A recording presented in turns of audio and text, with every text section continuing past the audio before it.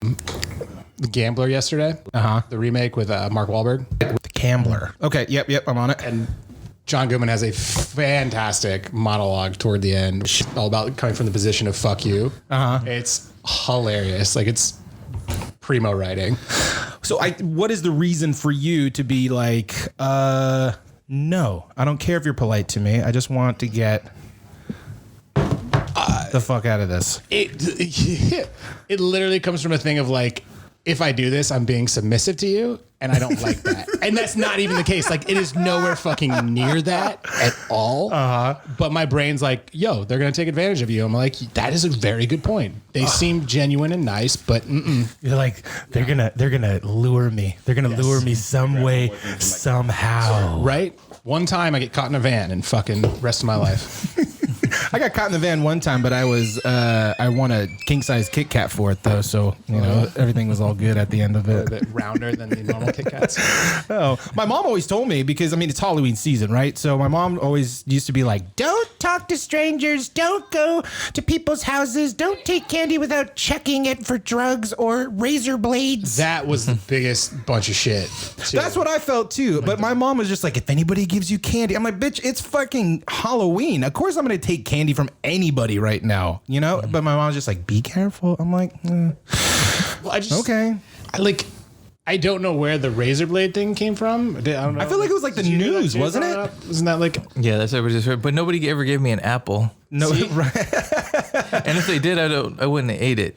It's healthy. Fuck that. It's like, I have apples at home already. yeah, exactly. Like, what the fuck? If anybody gave me an apple, I'd be like, fuck, this apple's suspicious. What the hell's happening with this damn apple? You know what I mean? But like, what kind of a person, you know, if it happened, obviously to some extent it did, takes the time to put the razor blade in there, like go through that whole process. Like That's what I'm have thinking. got to be the most miserable human. It's just some dude in his fucking whitey tighties just sitting in there just, I'm gonna fuck these kids up with these fucking razors. This motherfucker just kind of swallows this goddamn thing. And if there was somebody in the neighborhood handing out apples with razor blades, it wasn't like everybody was handing out apples, so you know where it came from.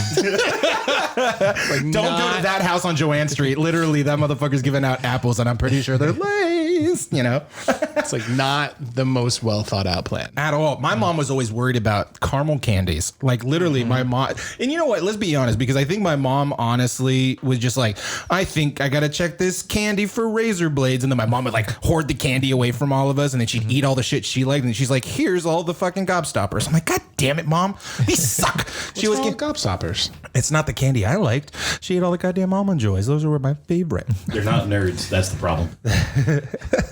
That is fair. Is your mic still on, Sean? Yeah. That's what I'm telling you. It's really low. Interesting. Well, Check. There you go. Bring it, got it up. Otherwise I have to yell. well, you better yell. Hey. Hey. There it is. There it is. That's fast. Hey. No, my mom was always worried about caramel candies, right? And the caramel candies, my thought was like, who the hell? First, caramel candy packaging is the worst to open, by the way. It's like you gotta peel, like really get your nail underneath one of the corners. You know what I mean? So the person that wanted to fuck you with razor blades and the caramel candy was really spiteful. You know what I mean? Like to the maximum amount of spite. Yep, but there's a person who's committed. Right. That is somebody who really loves what they do. Yeah. You know, that's the kind of passion that we should all have in everything. 100%. Right? That commitment to putting razor blades and caramel candy so you can fuck some kids Halloween up. That's All right, Sean, let me see. I'm going to try to help you out a little bit. Levels. Check. Sean, check it. Check. Do you have a noise compressor on this? That's what I'm doing. I'm upping your levels on top of where I have you. Progressive mics are naturally quieter, so. Am I the only one who's like very unfamiliar with a lot of this speak? Am I the only person in this room? We're all... No, actually, I don't know what I'm talking about. I just say shit like I know what I'm talking about. Microphone. He's good. Condenser. That's not a condenser mic, though. No. What is this one? Progressive. Let's try this. Check. Hold on. Oh, now I'm there. There you go. Okay. Hey. Yeah, it was just on a different setting. That's what it was. Hey-oh, we fucking figured it out. We bosses over here. Oh, like a now I might round need. table, There we go. Perfect. You know, man, right now, We're just having ourselves a good time, boys. Thank you guys for coming. I appreciate it. Let's start the show. One, two and freeze, don't nobody move. 1, 2 and freeze, don't nobody move. 1, 2 and freeze, don't nobody move. Don't nobody move. Don't nobody move. 1, 2 and freeze. Welcome back, you six sons of bitches. My name is Gary, and with me are some of my BFFs, and this is another episode of Chill Regular. And so, here we are, gentlemen. Why don't we go around the table? I'd like for you guys to introduce yourself. Sean, why don't you go first? I'm Sean. Hello, Sean. Hi. Welcome back. If you guys don't remember Sean, he was on our podcast, Pod Waffle, right? The Waffle. The Waffle. Pod Waffle. The best podcast name ever, by the way. Yeah. I don't know. Well, whatever. And then we ended up doing a couple of other small little chinguses after that, right? Yeah. A few projects here and there. A few projects here and there. And then I got my BFF, Maddie, over there. Yes, that's me. Hello. Do you like the name Maddie? Hi. Do people call you Maddie? I have a variety of names, nicknames, all of them. I don't Like a rapper? really- Yes, just not nearly as talented. What's your or street as- name? My street name, Flower. I can see it. That's the most common nickname that I go by. Yeah. My friends back home call me Kirby, and there's a whole bunch of fucking slew of them actually. But Kirby. Kirby, like the pink little thing that just swallows. Oh, yeah. We know. I know the video game. You're in good company. But in the hood, like the more indescript the name, the more scary they are. Yeah, exactly. Well, we'll get to know the rest of your Knicks names, Matt. All right. And then to my left over here, I got my buddy David. David, welcome. Nice to have Hey, you what's up? on. Thanks. And you know what I love about this right now, okay, gentlemen? And so for me, a lot of times I've had friends for years that'll come around, we'll bullshit, we'll have ourselves a good time. But this is the first time in my life where I have some new friends and a very old friend, right? And throwing all of us into a room together just to kind of bullshit.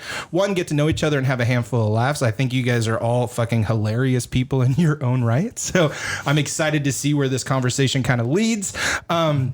So why are you here? Oh shit! Well played, Kirby. I've had this idea to do a podcast, but really I have no structure in mind. So I wanted to take a little bit of this moment to, one, put you guys all into a room, test some of this equipment, because I haven't really been able to test it with 4 people before. So, I mean, it seems like it's working pretty damn good on my end. So I think one of the things that I really want to figure out is potentially some concepts for a show in general, right? I like talk radio. I think those things are fun. Segments, talk radio. right? Segments, things like that we could have a lot of good time with. Matt and I ended up coming up with some concepts for like segments. One segment in particular was called Unpopular Opinion, which I love that idea. it was Matt, can you share a couple of these unpopular opinions? I don't have my phone on me. Oh yes, please hold. Oh, other people's unpopular opinions. No. Anybody's. Well, anybody's. I mean, to be honest with you, they're really just mine. I was sitting on the couch with my, with the wife, and and then some of them were just us bullshitting in the car. It's true. You're like, candy corn's great on pizza. Well, Eh. I'm to be But honest, you have to, like, I think the thing is that you have to actually mean it. Be like, unpopular opinion, like, this is something I like. and But if- other people be like, you're a garbage human. It's like, okay, let's discuss. like I think one of them, just off the top of my head, remembering was, unpopular opinion. Pineapple on pizzas, absolutely amazing. That was indeed one of them. Another great one. Unpopular opinion. Being a drug dealer is better than getting an MBA. I mean, Fact. that's truth, right? Unpopular opinion. Hipsters know how to enjoy life better than the rest of us. So these are pretty. So my thought is we can come at this in just like an unpopular opinion kind of idea and see where the conversation leads. So the hipster one, is that like ignorance is bliss, or like what is the idea behind that? Well, I think we probably have to define what a hipster is at that point, basically. Yeah, what is a hipster? Well- hipster or hobo? Do you guys ever play that game? People who like That is unpopular hilarious. things as a way to be popular. But do they though? Yeah, there's a whole. I think and there's neckbeards like are involved. levels. There's like levels of hipster, isn't there? Right? Like, Well, there's a lot of it. There's like some Greek, and I can't think of his name off the top of my head, but there was like a philosopher who basically like shunned everything, not because it was cool or whatever, what was people doing, is he genuinely didn't want to be a part of society. Oh, so it's like a culture of counterculture. Exactly. Yeah. And So is counterculture more fun? And you got to be careful too, because it can't be like subculture or like cult culture. It has to be like, but you can't like genuinely unpopular things. But you can't rebel on your own. You have to rebel with a group of people, right? That are similar. Kind of, but there's a sort of like competitiveness to be the next unpopular fad bringer, which, if that makes sense. Yeah, it does, but it kind of defeats the entire purpose in and of itself. It's like we're trying to be the next like big thing that's not a big thing. It's like anarchist societies. They kind of are self-defeating because and then when it becomes super popular, you can hate it and say call it a sellout. Right, exactly. Right. Well, that's the thing that I don't understand. Like when I look at a hipster, you know, at some point I was just like, oh, these motherfuckers and their craft fucking wares. You know what I mean? Like I don't need a goddamn gourmet burger. Just give me a fucking burger, please. But then I took a trip to Japan. And I'm like, you mean to tell me like 90% of the culture of Japan is just basically hipster mindset, you know, because it's like honing a craft, right, to the utmost like perfection, you know. And so when I was looking at like my friends that are quote unquote hipsters, they would do like I had a buddy that made backpacks, right? And he lived in a collective, you know, and it was very, very grungy. Like the Borg? What do you mean? That's not hipster. That's hippie. Well, yes and no. This was in like an industrial building, not in the woods. Oh, that's called homeless. Well, like I was saying, it's a very fine line, hipster or homeless right now. I figure that is a hilarious game to actually play. I encourage anyone who hasn't played hipster it or homeless to really find a group of friends that you know you can just be awful to other human beings like around, and you guys just be like, yeah, that dude's definitely homeless. Look at him, and then be like, are you homeless? They'll be like, no, man. Hipster. Dude, I had a friend that almost went home with a homeless thinking it was a hipster. When we were living in San Diego, she was just like, damn, that dude look cute. And the motherfucker was all strung out on drugs. You know what I mean? Just hitting the corner. I'm like, that's a homeless guy. She's like, no, it's not. I'm like, go ahead and go get hepatitis. You know, fuck it. I mean, that's what good friends do. Right? But that was one idea. I don't know. I think it's kind of a fun concept to bring to the table consistently. So, I mean, what I would like to do is just try to do this on the regular in some form or fashion. You know, come in whatever day works for everybody, put this thing up, just kind of bullshit about the day. And I think what's kind of fun about this concept is I know all of you, right? And I'm getting to know you better, David. I think we've really just known each other through work, right? Mainly. I've known Sean for years. Matt, you and I have only known each other for roughly a year. Oh, right? God, has it been that long? Dude, it feels forever, by the way. Jesus Christ. Any time with you feels like forever. Touche. That's why it's roughly a year, not smoothly a year. That's my dad joke. Oh, that's another segment. Dad jokes. Oh. Is that just not too much? Sad trombones. Fuck, where were we headed with this? Well, here's my question. Yeah. We're talking about segments for the show. Thank you. Is everyone here in some capacity, like in film or creative? Yes. Creative fields, yeah. Yeah. Okay. Yeah. So Matt is an award-winning screenwriter. David is an award-winning video game artist. Worked for some of the biggest industries. Sean is a all-around. I got creative. Employee of the Month. I gave it to myself because we don't have that program at work. Oh, I love it. Sean is kind of a jack of all trades when it comes to kind of creative concepts. Probably one of the best storyteller minds that I know personally, from like a world building standpoint. And I can hear your dick growing through the headphones. But Just my ego dick. That's a psychology term. Yep, and I like it. And then there's obviously just little old me, but It's like it's like the id, but it's the ed, which was weird because ego dick ed. That doesn't make sense, but it's okay. Erectile dysfunction and ego dick. They go hand in hand. hand in hand. Thing. Oh, my ego's getting in the way. I can't get it up. Basically, what it is. That happens. That happens more often than I care to admit. It's a real problem. 100%. Sorry, babe. I can't fuck you right now because my ego's in the way. I think I'm too great. Sorry. My bad. I wish I could be like, I think I'm too great, because I'll literally be able to be like, you're not doing a good job. And my brain's like, you're not doing a good job. I'm like, oh my God. And it's just endless cycle. It sucks. So thanks for coming to my TED Talk. Anyway. Oh, man. I'm just thinking. I'm thinking about my brain during sex right now. That's ultimately what's happening. Who's actually thinking during sex though? Like, I that's think a my lot question. during sex. There's a lot of things going through my brain. When you have, I think it's a combination of like a high IQ and ADHD. Ugh. You literally can't stop thinking at any time. Literally, like there's moments for me that I'm like, oh man, she's so fucking hot, but I wonder what I'm having for dinner. But fuck, she's so hot right now. Bro, you're having her for dinner. What are you doing? I mean, yes. Yeah, but you need a snack But too. exactly, I'm still thinking That's what the about, brown hole's for. you know, what's that? That's what the butthole's for. Oh, I called it brown hole and then I changed it because I was like, I should be PC and not say that. it's already in the I know, it's in cloud the right Saying now. the word brown isn't racist. You're fine. Oh no, it wasn't even that because I was like, don't say butthole, say booty, and I was like, butthole. Like, good job. Butthole. It really was. I'm not a big fan, to be honest with you. I can't. Sorry, honey, if you're listening to this, your booty hole in my mouth are never gonna make out. Well, I mean, Just saying. Yeah, there's a lot of things that goes through my mind during sexy time. First and foremost is like, what the fuck is this song? Right? Like, I don't know why are you listening to music? bro. Do you just have sex in a box and Like, just as with nothing going on in like a soundproof room? You're just like zero focused. I mean, in I on don't your know why lady? you got to call out my hobo culture in my box. I'm Like, just- it's a fantastic Maytag box, so go fuck yourself. Hey, you want to come on by? I got a nice magazine. Homeless or toilet hipster, paper. ladies and gentlemen.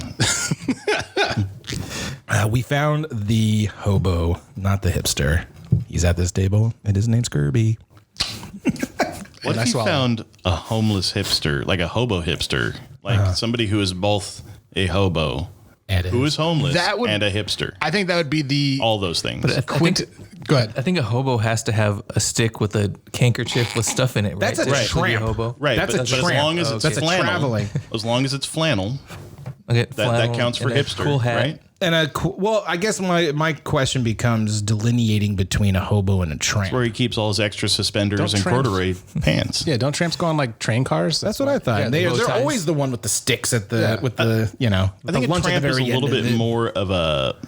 It's like a vagabond. Now we're just throwing fucking terms out. well, I think it's a little bit more vagabond esque, Yeah. yes, than just a hobo.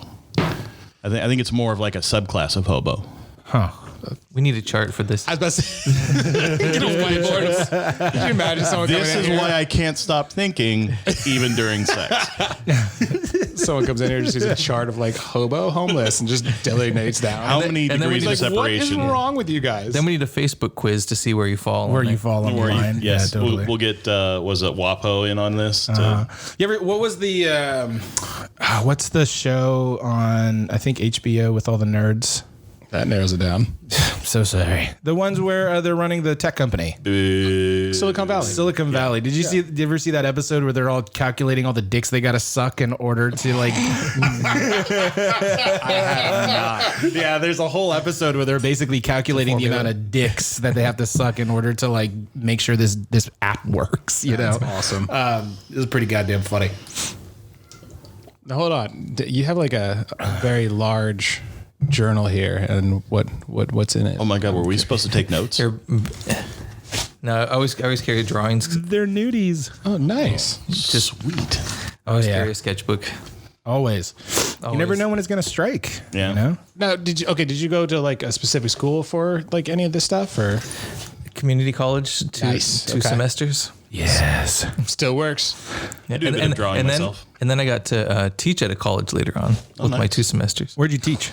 It was what's it called? Otis Is it like an atelier? in LA. Okay. It's a full on art college, but I don't think it's accredited. Okay. I don't have a degree, so I can't teach at an accredited school. But you have all this life experience, and they're just like, nope. You got to pay for life experience to teach life experience. So sorry. Yeah, talk about imposter syndrome. I know, right? Like son of a bitch. Sean, college? Did you go to college? Frequently. Frequently. Yeah, mostly to visit people who attended. I think I actually took an English course for a little bit.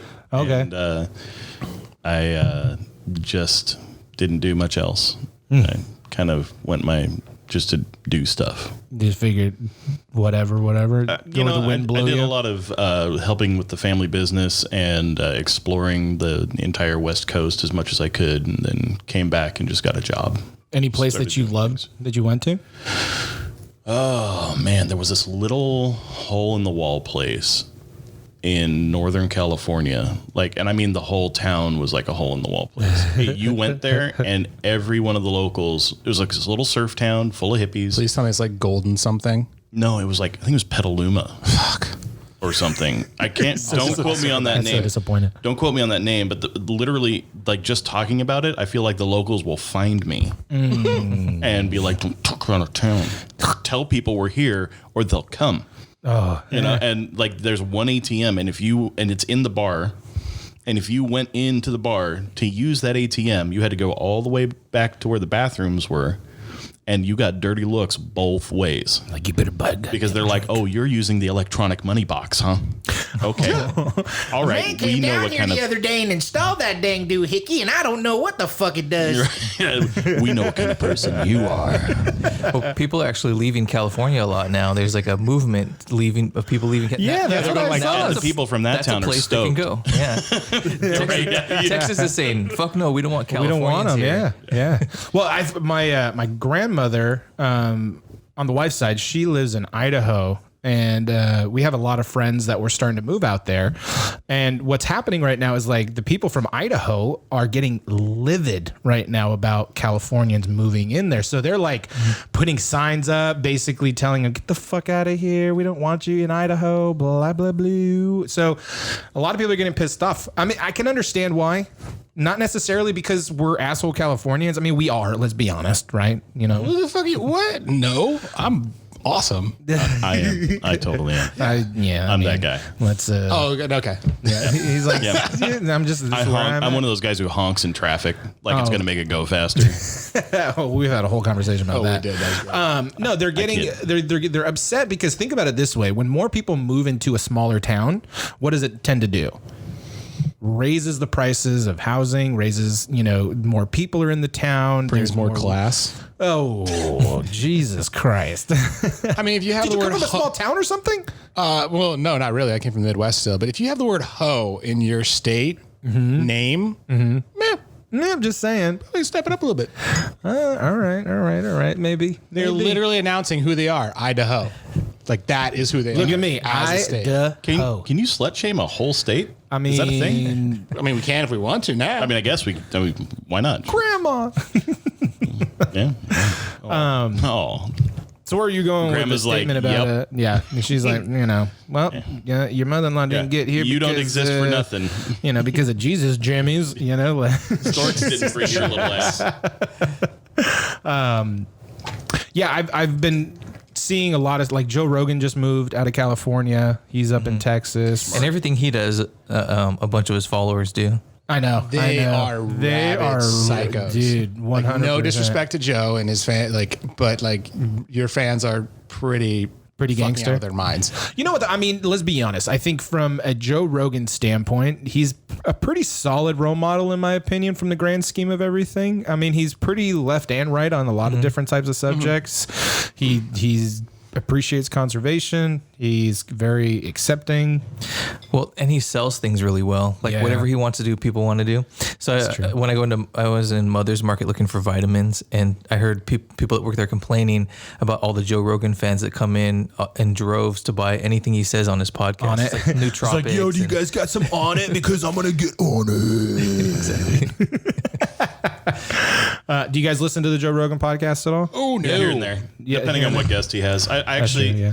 I like Joe Rogan as a comedian. I like his show, but I don't. I'm going to get found for this, but no, I don't necessarily like his interview style. I don't think he's very good at it. I think he's a guy who's famous, who gets interesting people on his show, and then just Lets him talk. bullshits at them and maybe lets them talk. Interesting. I don't know if I great unpopular opinion episode. Unpopular opinion: Joe Rogan is actually He's terrible. I mean, Joe Rogan actually sucks. in all technicality, he's a bad interviewer. Interesting. So who's a good alternative to Rogan? Exactly. Like Mark Maron is fun. He's just so self-deprecating. Yeah. Throughout the whole entire. I mean, I appreciate Mark Maron's tone and style personally, but at some point, I'm just like, shit, I'm self-deprecating, but that's just sad. You know. He was the apology guy for a while. I don't know what his current shtick is. I haven't heard him in a while. I would say a good example of an interviewer would be probably Philip DeFranco. As far as You brought that guy up before. I've never even heard YouTube of personalities. Yeah. I like not so much on the interview spectrum, but I mean he does do interviews. Steven Crowder is very good. I Crowder's interesting. Have you seen Steven Crowder, Matt? Fuck no, I don't know any of these people, and that's it. Jesus. I honestly don't listen to a lot of podcasts or talk shows. Like I just don't What do you do in your spare time? sleep. No, I mean spare time. I just watch movies, read, write. introvert stuff, man. Come on. Super hard introverted. Like All right. This will be like my extrovert for the next 2 weeks. Like this will recharge. Yeah. Watching other loudmouths is the same as going to parties with them if you're introverted. Really? Yeah, it's draining. I've never been introverted. Like getting into the car, I was like, whew, that was exhausting. I'm done. Really? I thought I was like, I'm not even going to drive. Like I opened the car door, sat inside. I was like, whew, almost went there. Nice. Good job, Matt. And see, that'd be the end of it. This is how I know our friendship is blossoming, because you're over here with three other dudes. Well, two other dudes, sorry, that you don't even know. I can't do math today, obviously. That you don't even know, but your shirt was a very good, disclaimer. It speaks. Right out of the gate. Volumes. For those of you who don't have eyeballs in the room, it says introverted but willing to discuss horror movies. Very well. It's very good. This is true. Actually, when I went to the airport one time, and normally I don't talk to any, like I'll put my headphones in. I'm one of those guys who doesn't play music. I'll just put the headphones in so no one tries to talk to me. Don't. Oh, it's fantastic. Everyone just assumes I'm listening to something. And I'm just like, ha. You just bob You your would head hate a little. to sit next to me, dude. Like if we didn't get introduced to each other like the way that we did, you would probably hate to be next to me, because you'd be sitting there and I'd be like, "What's up, dude? What's going on, man?" And you look over at me and I'm like, "Yo, I'm talking to you. What's up?" I mean, I think I don't like initiating conversations. I'm very bad at it, more or less. Like I just don't know what to do. I'm like, shoes, say something really stupid.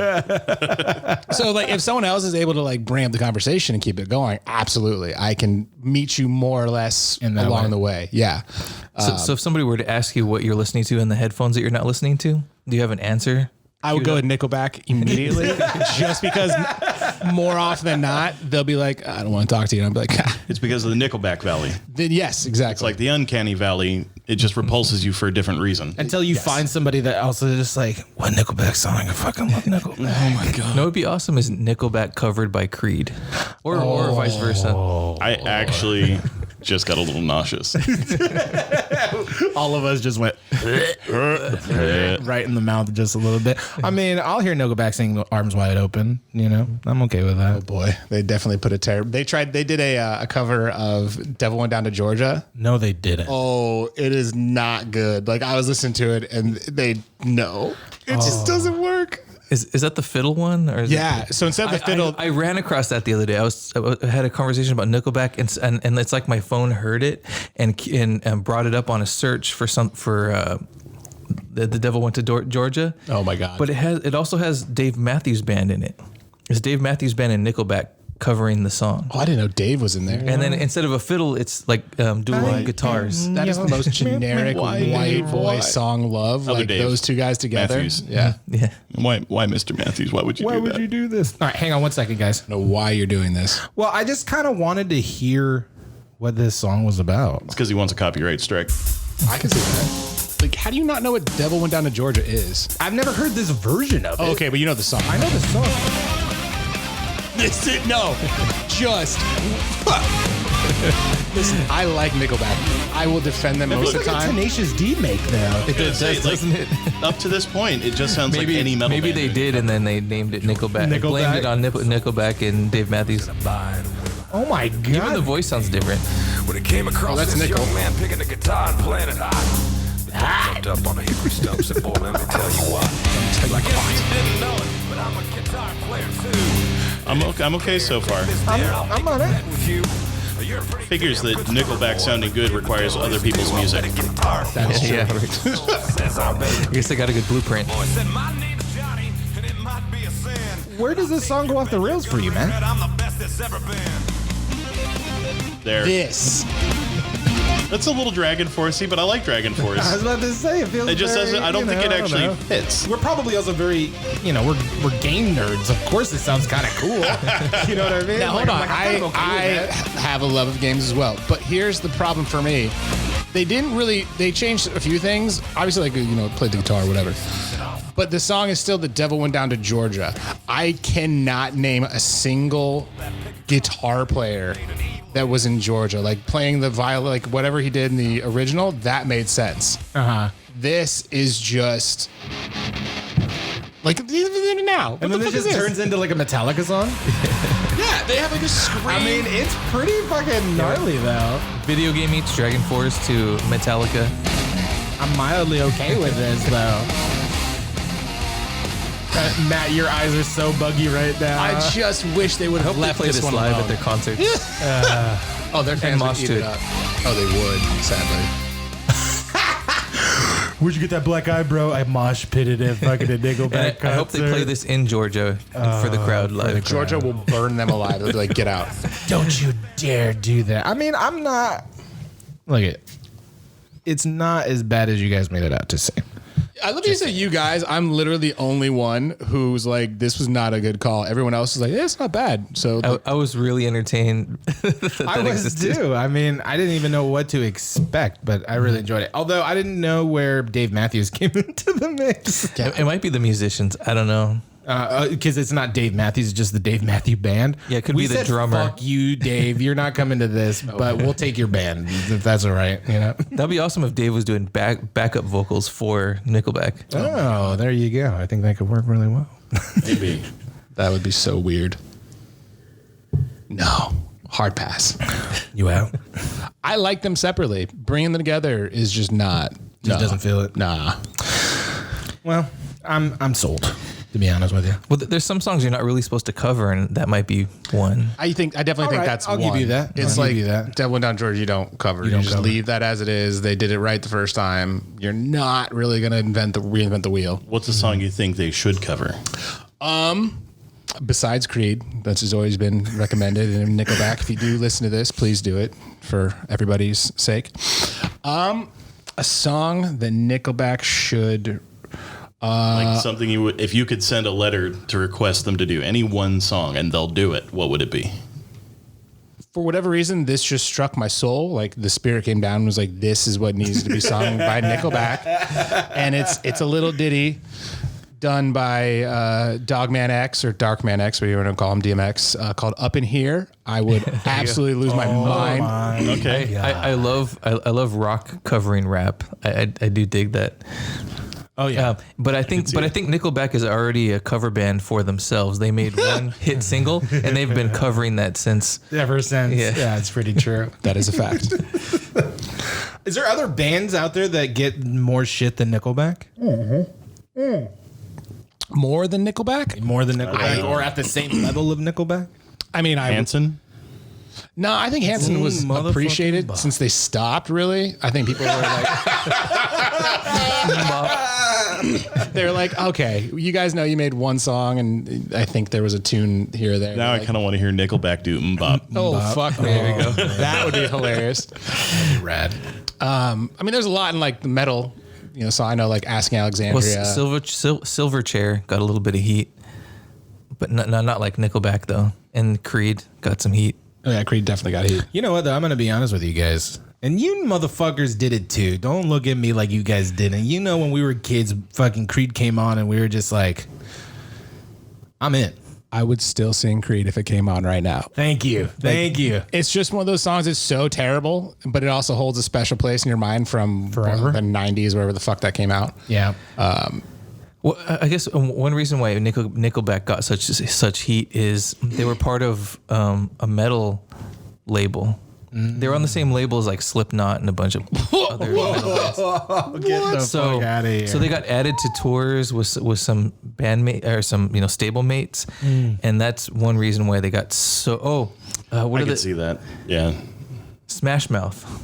I love Smash Mouth. We were singing Smash Mouth the other day, weren't we? I mean, Smash Mouth can basically do no wrong in my eyes. Thank you. Somebody once told. I mean, like, just even the opening of that dumb song is really fun to me. Oh, it's great. And that guy's face is just like he can't believe he's in a rock band. He doesn't know. He doesn't know he has to be somber. He's like, I'm here.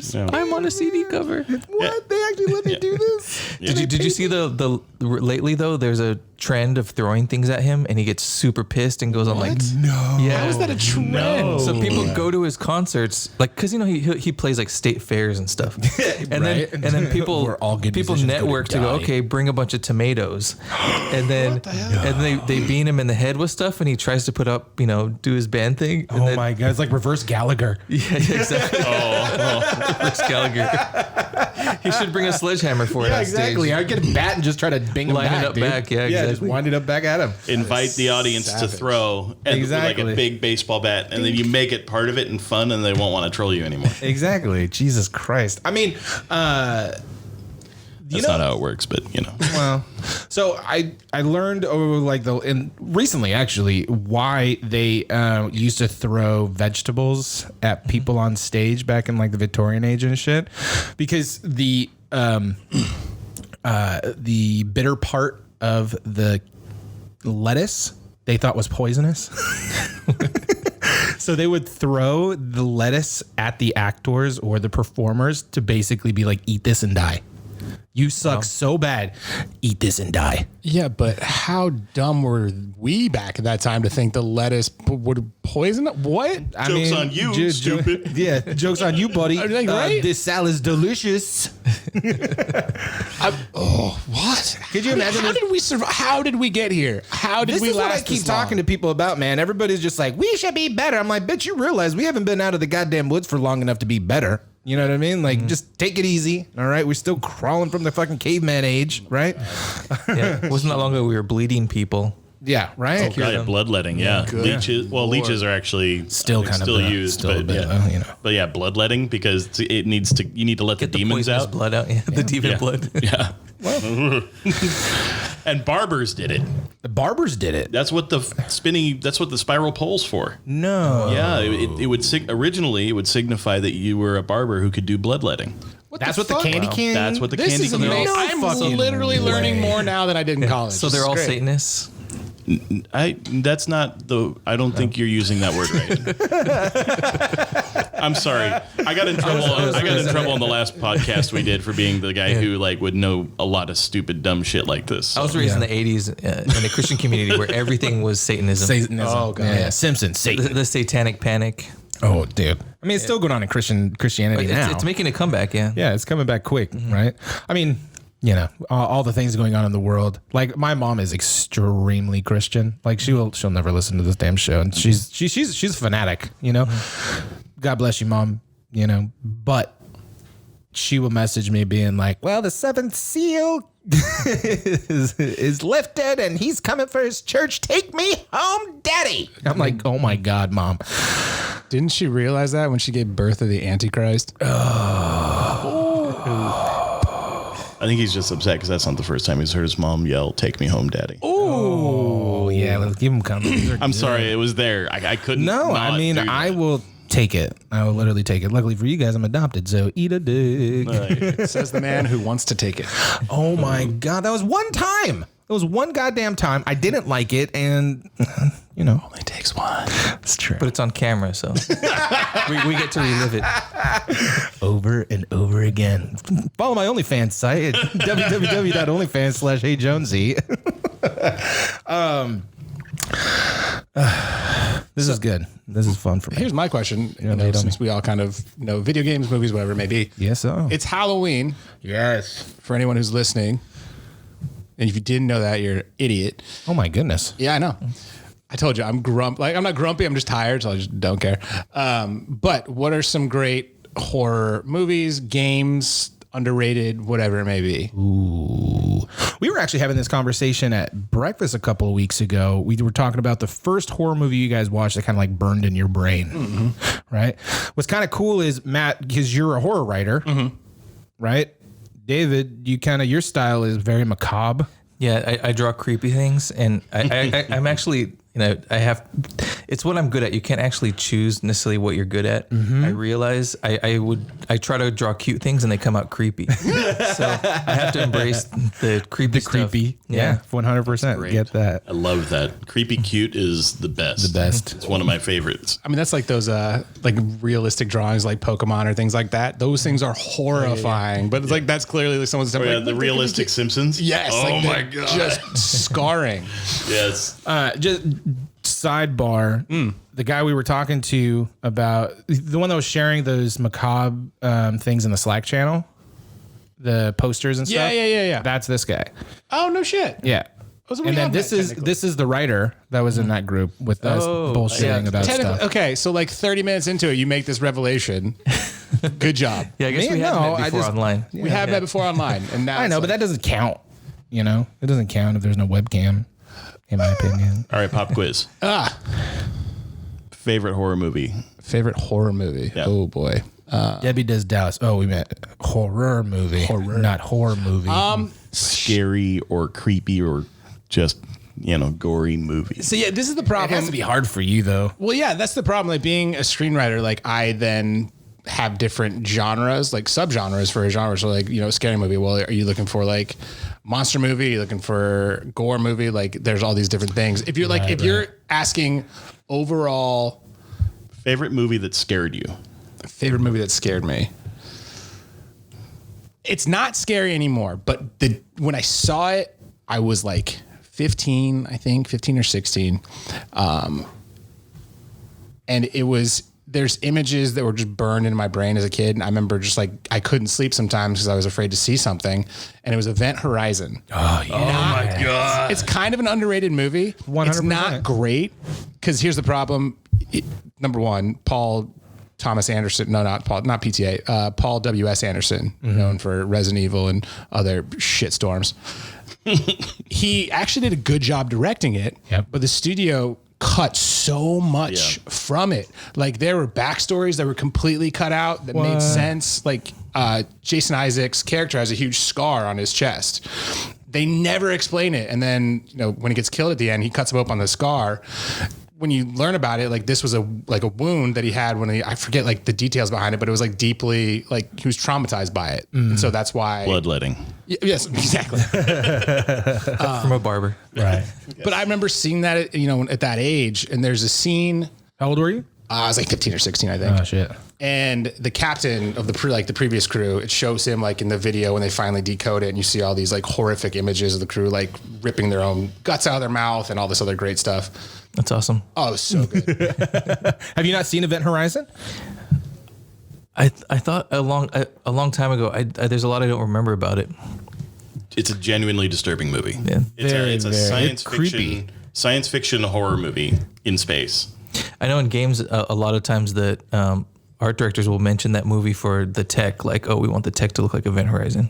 Which is very H.R. Geiger style, in my opinion. It feels very like that. I was just going to say, like, and maybe you could kind of gauge what I'm about to say, but it's a little bit like Dante's Inferno meets Alien. Yeah. A little bit. I can see. I don't know if I'd put, I think for me, then this is my brain. Alien implies like a monster, like some kind of physical form. Oh, that's right. This is like Dante's Inferno inside of a haunted house. It's basically a haunted house in space. Feels it's just the easiest way to pitch it. Yeah. You know what it feels like to me? That's a much better description. Yeah. I was working on a video game called Reign of Cthulhu. And in the process of writing this game, I needed to kind of go really deep into a lot of like the Cthulian culture, the Lovecraft type of stuff. And Event Horizon to me feels very Lovecraftian. Yeah. You know what I mean? Because it's like this esoteric kind of force of nature. Exactly. Like the deep recesses of the mind of not really understanding the vastness of space that drives you mad. You know what I mean? So I think it works really, really well when you think about kind of like a Lovecraftian style horror story. Oh yeah, I mean Sam Neill has a line toward the end when he's kind of become possessed by the ship and everything it's been through, and he's grabbing Lawrence Fishburne, and Lawrence Fishburne's like, the ship took him to hell, and he says, which is very much like a Lovecraftian kind of line, is like, hell is only a word, the reality is much worse. Yeah. Yeah, it's so good. It's those kinds of lines. It's so good. But yeah, the thing that scarred me was there was the captain of the previous ship, and it shows him, and like his body's all lacerated and disfigured, whatever, but he's like ripped out his own eyes. And he's holding them in his hands. And he's like speaking to the camera. Yeah. And for whatever reason, that image visual like, just stayed with me as a teenager, whatever it was. Right. I watched it again recently. It's not like the set design is fantastic. There's like a hallway with like spinning lights and like these edges, and it looks haunting. The room with the actual drive that like takes them across space and time, whatever it is awesome. But the movie, it just doesn't really hold up anymore. Yeah. Like the special effects are really bad in some instances, but I still think it's kind of an underrated gem in that regard. I could definitely see it being influential on like Dead Space or any like space Those types game. of games. Yeah, for sure. What about you, David? Probably Jacob's Ladder. I also like. Nice. Really? Nice. And then 12 Monkeys isn't like horror, but that's one of my all-time favorites. Fuck yeah. But Yeah, that's a good Jacob's Ladder, yeah, just the visuals. I've never seen and- 12 Monkeys. Well, you should go home. Never seen It is a mind fuck. Yeah, I want to. It's like one of the only time travel movies that works. Oh yeah, Really? Totally. No, it is really- one of the best time travel. Yeah, they examples. said. Shit. Yeah, they in one of my favorite lines in there is they say science is not an exact science. So they keep getting everything wrong. Like they can time travel, but it never goes right. In every other movie, it's like I want to go to this time, and they just go there. yeah. That's interesting. And in this one, it's like trial and error. I like this. And so they just fish him out. They fish this guy out and fish him back in constantly in the wrong time periods. What? Yeah. Okay, you got me sold. I love time travel movies. I mean, in general. it's Bruce Willis, Brad Pitt. Like Bruce Willis when he actually gave a shit about movies. It wasn't just It wasn't just like I'm Brad Pitt, I'm here. no. Brad Pitt's they're- always been they're good. still Bruce proving Willis. themselves. Oh, Bruce Willis. Oh. Bruce, yeah, he I feel like after he did Cop Out, he was just like phones it in. Fuck life. Oh yeah, he's kind of just tired. I really liked him in Red. Oh, he was great in Red. Red was that actually brought him pretty back for sure. Yeah. Oh, what else? has I he done think since I think then? Last Man Standing was garbage, and I'm a huge Willis fan. Oh, that's the gangster fun one, garbage. right? That was fun It garbage was though. at the time. I think it was the highest body count in movie Fun history. garbage. That's the Though. one where he's He's like a gangster cowboy. yeah. Yeah, it's the And- anti-gravity bullets and the Yeah. Oh my Yeah, god. it was just bad. over the top. But yeah, I think I think it was like at the time it was like 40 or 50 some odd like body count, and it was like crazy high compared to any other movie. Hell yeah. So I'm in. It's like they're trying to make a John Woo movie without John Woo. it's just John Woo. But I'm very glad that you brought up Jacob's Ladder. I feel like that one very much doesn't get talked about. Wait a minute. As a horror movie? I've never even seen it. Yeah, no, I know. Hold on. What? Jacob's Ladder that I've seen. It's one with Tim Robbins back in the day.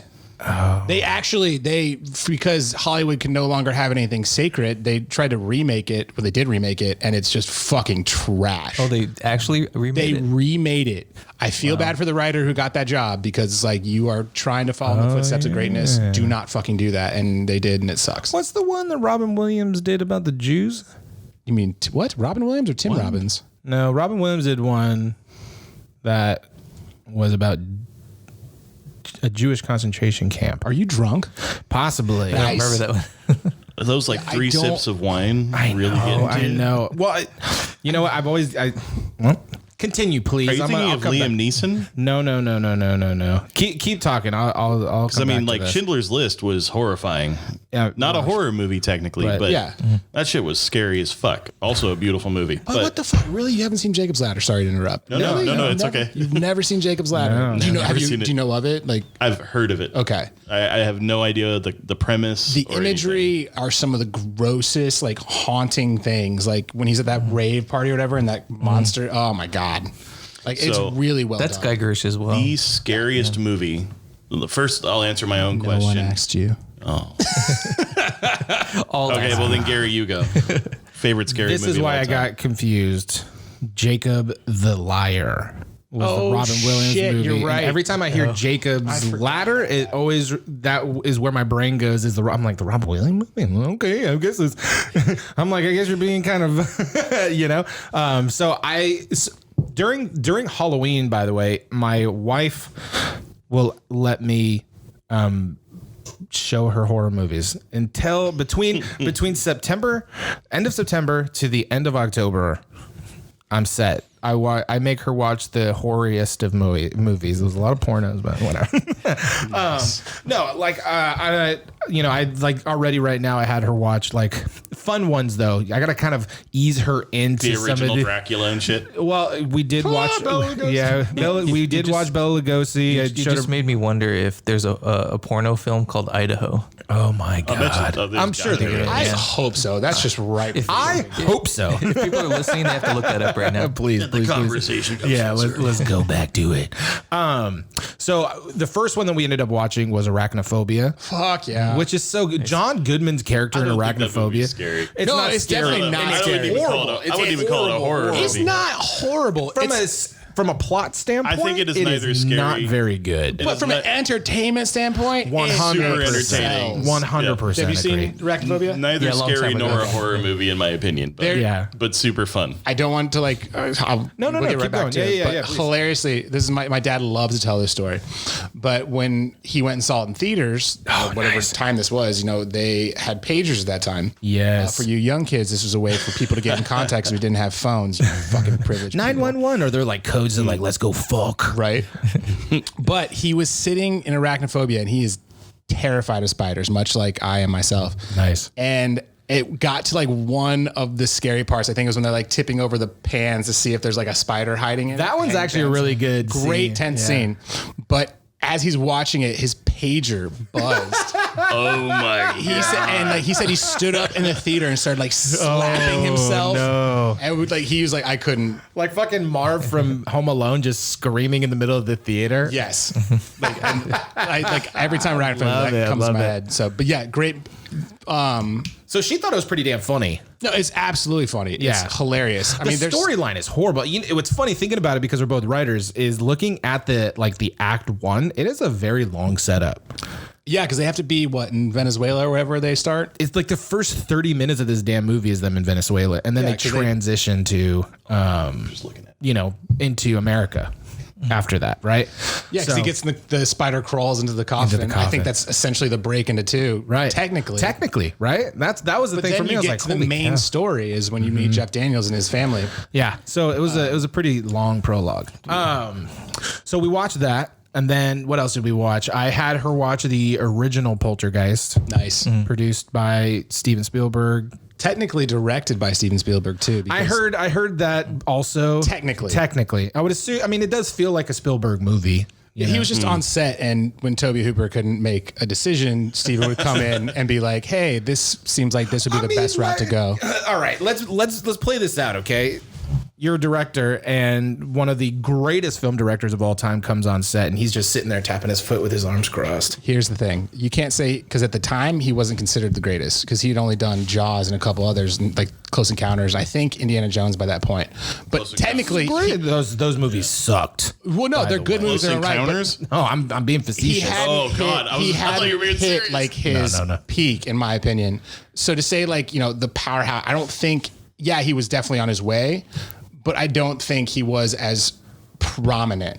I think he was definitely important, but I like when to say like here's this powerhouse. I don't think he was powerhouse. He was still technically under the studio's control at that point. Sure. I think Strange Encounters was good enough to put him on a major. Close Encounters, you mean? Strange Encounters is what you have. The movie is Close Did Encounters. I misspeak? Oh yeah. I meant Close Encounters. Yeah. Too much wine, I'm huh? thinking Strange. Yeah, it's the wine. My 3 sips of wine have now gotten to me. Now I'm would catching you mind passing it to me? your Robin Williams disease. Yeah. We just know too much stuff. So Well, this is good, though. All of it's coming out at I'm once. okay with it. Yeah. So Poltergeist. So we watched Poltergeist. And Poltergeist. Poltergeist, you know what? Not scary at all. By the way, scariest Poltergeist to me was Poltergeist 2. Bullshit. First one. First one's not- Homeboy ripping his face off. That was the only part. That was the That must have happened on a commercial was- break when I saw it on TV. For me as a kid, that was one of the most traumatic scenes I had ever seen. Absolutely. moment As a when he kid, if you starts see pulling his that, face off? the best part is that's Steven Spielberg's hands. Like he wanted to do that. He was like ripping the skin off of like the dummy. I mean, so you know what's scary? PG, bro. But you know Gary, what scared me the most? you're all over the place. What's your favorite scary movie? You're like giving us the rundown of your marriage life.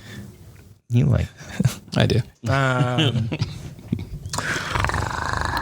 That's tough. My favorite scary movie is probably Hocus Pocus. No, scary movie. All right, so that's the end of the podcast. We'll see you later. We'll see y'all Sex later. and the I'll give City, it- I'll there you give it- go. I'll give it to myself. I apologize. Really? No. Favorite scary movie?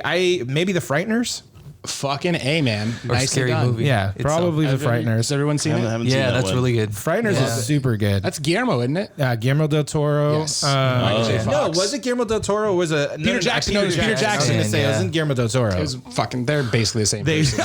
just Minus the ethnicity. Minus the ethnicity. Yeah, one's New Zealander. Frighteners was probably one of my favorites because it was like the perfect mix of like creepy and comedy rolled into one. Oh, absolutely. You know that like People Under the Stairs. That's a Wes really good Craven. one too, actually. Yeah. Super fun. Super good. I showed her that one last year. Nice. And she freaked the fuck out. Nice. Yeah. The guy that's in the wall, what's his name? In that movie, he's actually a friend of a friend. I got to meet him a couple of times. Really interesting dude. But I'm like, every time I see him, I'm just like, bro, let me see your tongue. In case you're wondering what never to say to someone as you meet them, that is one thing. Let me see your tongue. your tongue. I know. No. Oh man. What about you, Sean? I'd say so.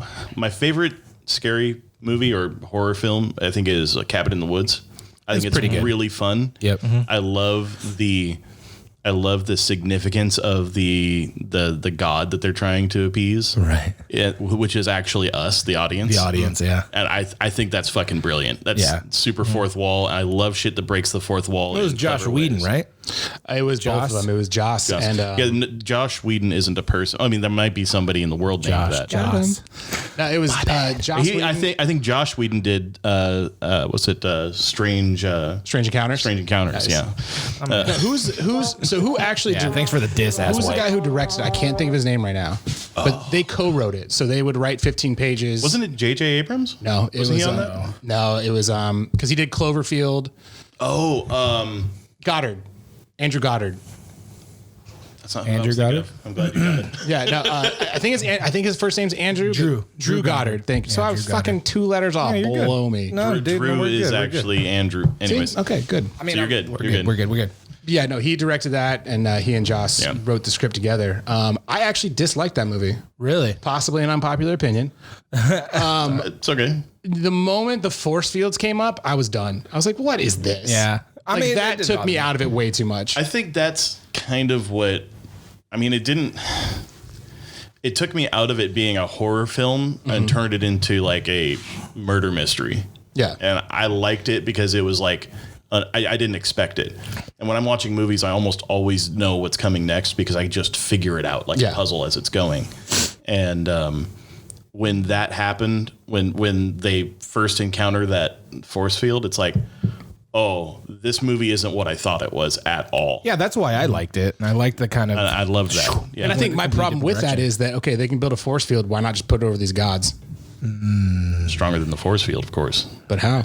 It's an omnipotent being. Are you really so arrogant as to think that you can create something that can defeat a god? I'm the god in this story. We all are, technically. And you are pretty sure that force field couldn't I stop have you. weak bones. Yes. That shit would stop me in my tracks. A second to that, and only because it's less entertaining for me and more horrifying, would be A House on Haunted Hill, the remake. I didn't watch the original. Oh, so, okay. You're talking about the Jeffrey Rush one. They're in the asylum and all that. Yeah. That's that movie. That's actually That was a fun one. That touched on some nightmarish shit for me that made it like I couldn't watch that movie a second time. And they intermixed some cool visuals. Like they didn't lean on special effects, but just at key moments when you least expected it, they do some fucked up visual. That was the shit that made me not want to watch it a second time. Yeah, it's vividly like, burnt into my brain, and I can't do it again. No, I remember seeing that in theaters with my dad, and the opening when the prisoners break out, and I still remember it vividly.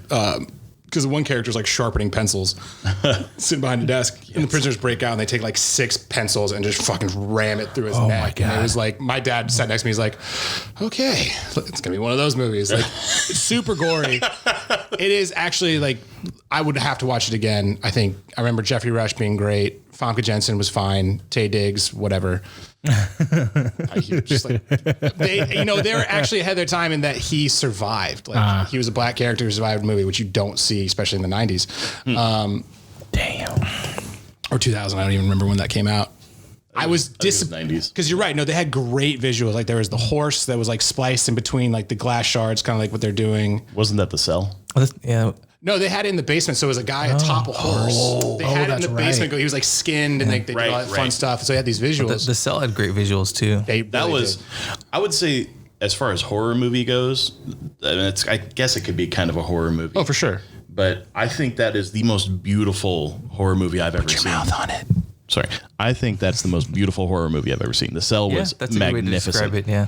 Yeah, Tarsem Singh is a visual genius in terms of the way he directs and shoots and costume design. He has a really good team behind him. But yeah, I think the thing I was disappointed with on, House on Haunted Hill was it had this great build up, and then you see like the evil of the house, and it just looked like this blob. Yeah, it was like spliced, and literally like, when you look at it, it's a mirror like image. fucking molasses. Yeah, it's molasses, but like the images inside of it are just mirrored. So like you have like naked women like writhing around and like someone yelling, and it's just like this. I'm like, what the fuck am I looking at? And then everyone it passes through like Just turns things to you think dust. are naughty. What? Yeah, no, it's like, am I bad?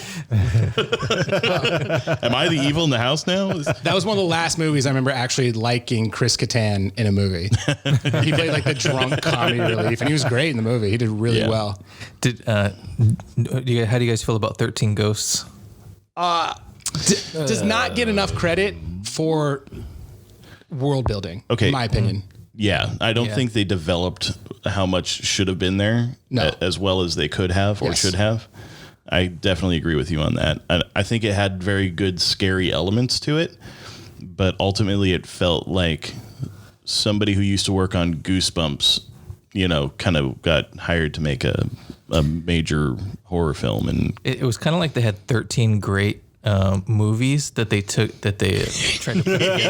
They tried to sew it together. That's what I mean, a radio like- station. Yeah, that makes sense. I can see that. And like the whole buildup on that movie too is like you have this great estate. It's made entirely of glass, and everyone's like, "This is awesome." I was like, "You're a chick. If you step out of the shower, your bro is gonna look across the room and see them titties." Like, I get it. You're Shannon Elizabeth. We've seen them. that's popular these days on Pornhub and stuff. Fans only. Fans that only, family thing. Or only fans. It's always that family stuff. It's always weird. Yeah, it's always weird. But yeah, they made out this house was great. brother, okay? Yeah, But stepbrother. I think the ghosts in that movie were fantastic. Especially There was like the whole movies I jackal. would want to see. Yeah. The jackal was great. You don't get a lot of backstory for the other ones, Right. which is unfortunate. I mean, some of them were kind of lame. It was like the disembodied bro or whatever it was. He's literally just like wrapped in cellophane. They're and just like scary to be missing scary his head. and just the weird, torso. not really scary. The torso, thank you. Yes, wasn't it? So yeah, the big baby was entertaining. the fat dude, The with, like, cage on the head one was the awesome. jackal. The jackal. that Yeah. one was scary. Just because of the way like it yelled and moved. The dude with the iron hand was pretty cool. Like it felt like a Candyman Dude, those ripoff. big nails that were sticking in that dude's Yeah. fucking body and coming out of him. Matthew Lillard was literally the best part of that movie, though. He was actually really good. So good in that movie. Yeah, I was a big fan. Worst horror movie of all time. Worst horror movie of all time. There is. I like how he saw the look on my face. He's like, "Uh-oh, I know, he's gonna yeah, ask me. He's gonna ask gleam me in something someone's again. eyes. This Like, guy, this guy." It's going. I mean, you can jump on the birds which is not the Hitchcock one. There's another one called I think it's Birdemic. I'm sorry. It's I was called about to say, you're gonna Birdemic? give fucking one of the best directors of suspense. Sorry, it's bullshit. Birdemic, and it's literally this Asian dude, I can't think of his name, like shot it on a camcorder and like put in these birds that would literally just hover and make squawk. It's so, but it's one of those like so bad that you kind of respect Like Sharknado and shit like that. Sharknado, like that's just garbage. They're not even B flicks. They're like F flicks. Exactly. Yeah. But in terms of just overall worst horror film, recently for me, there was a Netflix release. It was Open House was what it was called. It is a terrible fucking movie. I have no idea why they were like, this is the one we want to put some money into.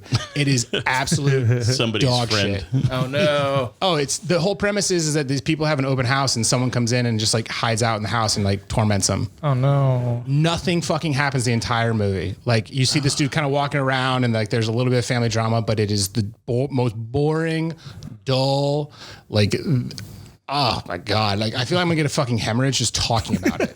I'm losing brain cells. My life is depleting. I don't know. Did you finish it? I did, unfortunately. And the ending is morbid That's curiosity. commitment. You know? yeah, and it's like you kind of have to, well, at least for me. It's like I need to see how this plays out if it's just as bad. And the ending is At the very least, for industry insights. yeah, and the people who wrote it, I can't even tell you who wrote it, also directed it, so it's completely on them. Oh shit. But the ending was just atrocious. It made no fucking sense. Laughable moments that were supposed to be tension, characters that were just fucking useless. Like there was this one lady who was supposed to be like a red herring. She was like walking around and she was like, first time you meet her, she talks about her husband and how she like can't wait to see him. And then later she's like, oh yeah, he's dead.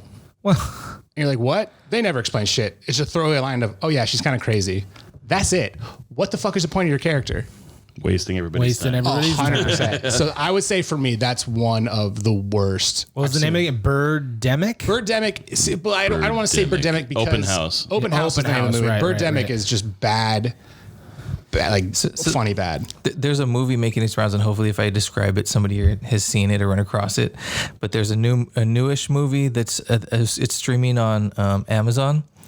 But it's about a couple, and they go to like look at houses to buy, and they get a tour of a house, and they're stuck there forever. What? Yeah. They're told they have to. Their car breaks down in front of the house. Open House too. The guy who was showing them around, leaves, and every time they try to run away or drive away or like or hop the fences to get away, they always end up back at the same house. And then a child just shows up and they have to raise it, but it has terrible dubbing. So it's like they have this thing going like of like a weird adult making a weird voice for dubbed. This is what babies sound like. And then I think the child like grows up and kills them, something like that. Thank God. That sounds like Those people are probably like, thank fuck, please murder us. It was so hard to watch, but that's brutal. But you finished it too, I'm assuming? yeah, because I was, if I was watching by myself, I wouldn't have. But It's like a bad hand job. It's awkward. It makes you made- uncomfortable, but you want to hang around to the end just to see what happens. I made someone watch it, and then they made me finish it. They made you. They held you down and said, you're Yeah. going to finish this. You didn't even establish a safe word beforehand, huh? See, that was your mistake. Contracts, safe Now I words know. every time. Learn the hard way. Yeah. Gary. I don't know if this is actually a horror movie. I mean, it was so badly done. It could be dubbed a horror movie outside of. So it was a Keanu Reeves movie. Oh no. Replicants. No. Damn it. Way worse. Ronin, 47 Ronin. Nope. Is it You want recent? to try it again? Yeah, I absolutely want It to was try like 2 years ago. 2 years ago. Came out. John Wick. God damn you. Fun fact, original title of that script was called Scorned. Terrible fucking title. Yeah, John Wick, way better. Way better. Way better. You want a couple more guesses what this Keanu Reeves movies is? Fucking A. I want to guess. Keanu Reeves. Two years ago? Roughly 2 years ago. Maybe Passengers? 3. Nope. Fuck. He was in Passengers? No, fuck. No, he actually was attached when John Spates wrote the script. He was the Keanu He was gonna be the guy He that was going to was- be Chris Pratt's character. God, what else did he do? Yeah, Don't look it up. We got to take No, a guess. It's someone needs to be able to be like, hey, except for the person. I can't think of anything else he's done other than the new Bill and Ted and John Wick. And then he worked on Cyberpunk. Wait, was it the the two chicks who like. Yeah. Yes, it was an Eli Roth movie. Yes, it was. One of the girls was his girlfriend at the time. Yes, or she wife, was. but it's a fucking stupid movie. It is by far the worst Still don't movie know what's going on. ever. So this movie is called Knock I'll let you Knock. explain. That's right.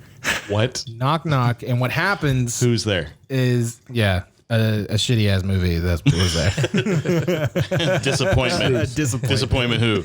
You. Basically, what ended up happening was this guy's wife was out of town. He's working at home, blah, blah, blah. He ends up meeting these chicks that came kind of hitting on him or whatever. You know, he's a good looking guy. It's Keanu Reeves. But he ends up inviting them into the house, and then they really hit on him. It's like two pretty girls and all this stuff. And then they basically tie him up, being like, you were going to cheat on your wife. You're a horrible human being. You suck at fucking life. And they basically just berated him. It was like one of those first movies that were like these hardcore feminists were basically going to cut this dude's dick off, you know, and tell him that. And he didn't even fuck him yet or anything that. Like, it was a really weird setup and horrible. That was all part of the setup? That was the whole part of the setup, dude. Yeah, it was the worst. I was just like, we literally sat there because it was me and my wife and two other friends. We were like, let's see what this thing is. You know, we like Keanu Reeves, and it was, you know, I think it was streaming on Netflix or something. I was like, let's watch this, and we watched it, and we're like, fuck. You don't remember the name? Knock Knock. Knock Oh, Knock. no, right, It's right, called right, Knock right. Knock. It Okay, was not a sorry. joke. It was not. Yeah, it was not a joke. No, but like really, Knock Knock. Yeah, wasn't Lake House 2? Just that would have been better actually. Nice. Bro, Return to the mailbox. one of the worst. How can you go wrong with that movie name? Lake Knock House Knock? 2? Yeah. Lake House 2. It does sound like a horror movie though. You know, Yeah. House Yeah. on Haunted Hill, Cabin in the Woods, Lake House 2. Lake House 2. Yeah. It would work. Either way, man. I mean, Really bad. it was the worst because it wasn't necessarily a horror, but it was like a slasher kind of thrillery type of thing. So I guess it kind of falls into this conversation. But It was like a trash. It was like a trash version of Hard Candy. and I'm gonna yes, 100%. Right? I mean, with well, Ellen Page fucking and- yeah, Hard Candy. If you guys haven't seen Hard Candy, that movie is fucking crazy. That one will fuck you up. That one will fuck you up bad, really fucking bad.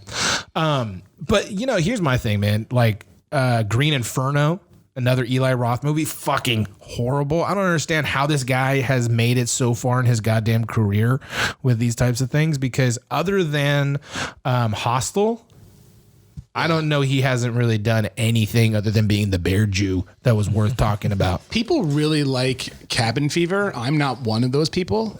That was kind of what got He him. did on the him too. scene. He did Cabin Fever too. He directed Okay. it. I've never seen Cabin Fever, so It's- Which one was that? So these kids go to a cabin and there's like a flesh-eating virus in the water.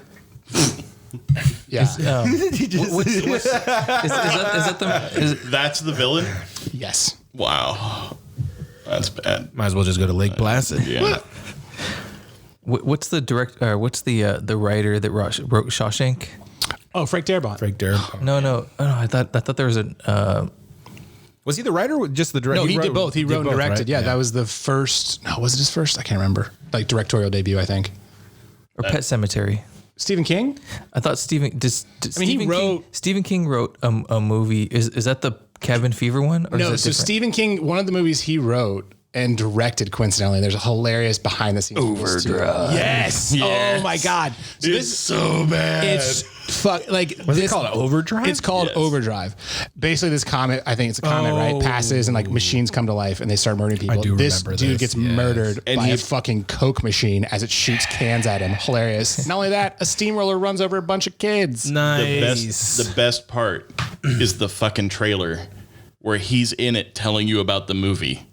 Oh, I forgot about that. The trailer is What year was that? Oh, it was the 80s. 82, Yeah, 'cause 81. In or the something? 80s, they I used don't to know. have someone actually tell you about the movie. No, in it's the a trailer. That's so camera weird. on him, and he's like, Yeah. "You need to watch Overdrive." And like It's this, packed full of this, and it's like cutting back to him and his Wow. stupid face he's making the whole time.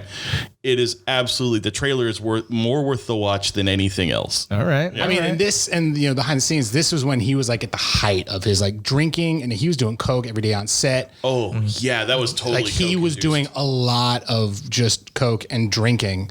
I don't know if this was the set, but there was one set where they like refused to give him alcohol, so he bought mouthwash and would chug it just to get some kind of a buzz. That sounds horrible. That sounds fucking great. You're gonna have I got the a great best idea. Fucking breath. Overdrive. And you're fucked up. I got this idea while sniffing coke off my dashboard after running over some families. It was. Yep, that would make sense.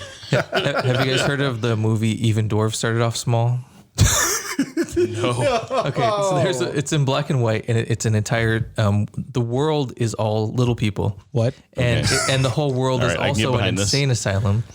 And Oh, the whole world. the whole world. I am in this really, movie. really intrigued. And it's all in German, and it's by a director called Werner Herzog. He's actually Oh my directed, God! Warner Really? Werner did Yeah, this? yeah. And then there's a commentary on So it was a documentary. Basically, that's like his favorite fucking thing.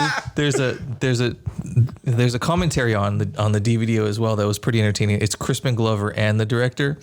Oh, sweet Jesus. I don't know why Crispin Glover's on it, just because he's creepy. Maybe. And then and he actually says he did it because he doesn't like little people and he wanted to make a movie about that. All right, that's God. Well then. honesty. Some of the shit you can't make anymore. I know. Like half the stuff that was made like 20 years ago that went through Hollywood would never even be thought of right now at all. a fucking Not gem. allowed, yeah. Tremors. I doubt that would get made Ever. nowadays. Never. That would have been an indie fucking B flick right now that goes directly to YouTube. Tremors is one of those movies that's both bad and good at the same time. Of course, it's a cult classic at this point. Yeah, Yeah. You know? It was entertaining. It was enough to make you jump. It was a good scary movie. Great for the whole family. Yeah, I mean that's one of the very few horror films I remember watching and being like, there are like no bad people. Like everyone in this town was kind, and that was a brilliant thing because you actually felt bad when You one of them wanted got them to killed. win. Yeah, Yeah, you like wanted even the to like win. crazy prepper dude was like all right. Like he Yeah, wasn't it a was jerk. the wholesomest scary film. Yeah, it really was. Yes. It was just Kevin Bacon's entertaining. Like, The Baconator. Yeah. so I didn't know this. Apparently, his wife, before they had a kid and everything like that, before they met, she promised like a family friend that she would name her first son Macon. And when they got married, Kevin's like, "Here's the thing: we can't do that. Oh, dude. we cannot name our son Macon Bacon. Sorry, Yeah. that sounds like bullshit, but I promise you, it is 100% the truth. bullshit. Who's gonna name? I mean, like, why else would you Bacon. marry somebody named Bacon? I mean, I hope she loves him, but I could definitely see. I'm that pretty being a sure she factor. married him so that she could name her kid Macon. That's what I'm saying. And She's that like, got- look it. that I rug need to got find pulled somebody with out. the last name Bacon. That rug got pulled out from under 100%. her. She should have had a prenup. Yeah, right. This look Should at- have been look part at- of it, so she fine, could I won't just take any of go. your money. Fine, I won't do any of this other stuff. I will just be. Right. This is all I want. This. The only thing that could make it better is if she was Jewish. Yeah. My both an unpopular opinion and my least favorite scary movie would be Final Destination. Any of them. Fucking hate them. I That's think they're good. horrible. But they're fun though. No, they're not. No. No. The first one wasn't No, that bad. I think they should be drug out in the street and shot publicly. Wow. Damn. Yeah, that's skin 'em fight- alive, That's fighting make worse. 'em Even suffer. the first one. If you they know what cry, was a kick good 'em. one with the same guy from the original, but Idle Hands was pretty fun. Okay. Yeah. You ever watch Idle Hands? Man, I can't remember that one. It's with the same about? guy from the first Final Destination, and his hand basically was possessed, and it kept killing have not seen that. everybody. I was thinking of the masturbating. Possessed. Possessed. Yeah, I haven't seen that. I was thinking of the documentary Idle Hands, which is about Amish people, so that's totally different. I watched that. That was about as exciting as you would think. Yeah. The Mennonites. Mennonites, Mennonites. Mennonites. Have you guys actually been Like men in nights. Mennonites. Thank you. What were what your I guys' mean. thoughts on the birds when you first saw that? The birds? Hitchcock's Birds? Yeah, I haven't seen it. Hitchcock's. Yeah, no. I mean, okay, I can appreciate it for its time. That's the thing is like when I watch a movie, kind of like how he was saying, like there's so many different aspects you have to consider, but I'm going to look at, how I look at it clinically, like how innovative is it? What tools are they using to tell this story? And is it of any actual quality? And then is it entertaining? And it's not necessarily in that order, but like these are the things that I was gonna say, I do it as to me. You're doing it as backwards. Yeah. I mean, it should be entertaining first and foremost, no matter how good or bad the techniques are. If it's entertaining, nothing else matters. But then there's things like I can watch a movie and be entertained by like just the innovation they had to do to make that movie. Right. You know, and I'll sit there and even if the movie's bad, I'll go, can you believe how, like Tron, a great movie for its time. I think it doesn't technologically brilliant. The stuff they had to do to make computer graphics before there were real computer graphics. Oh, I mean, they were pioneering whole technology. And you know what they had to do to make those light cycles is they had to go around to several studios that had computers bigger than this room we're in. Yeah, to run those processes. To get the specific primitives, which are the simple shapes those things were made out of, right? So that they could assemble them from like 8 different studios or whatever into what looked like this light cycle, which was effectively a bunch of ovals. How crazy is that? And then they took that and then they didn't animate shit. That's all done mathematically. What? So that means frame by frame, they said this light cycle should be here. Next frame, it should be here. And they had no visual representation. They had a dude coding that math without being able to see it for hours and days. And then it went, that looks good on paper.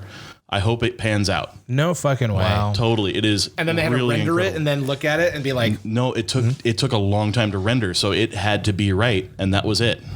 whoa. Your math, they just did it mathematically. That's crazy. Yeah. There's actually a YouTube show I watch where they go over the techniques they used for it and then actually reproduced the methods to make it.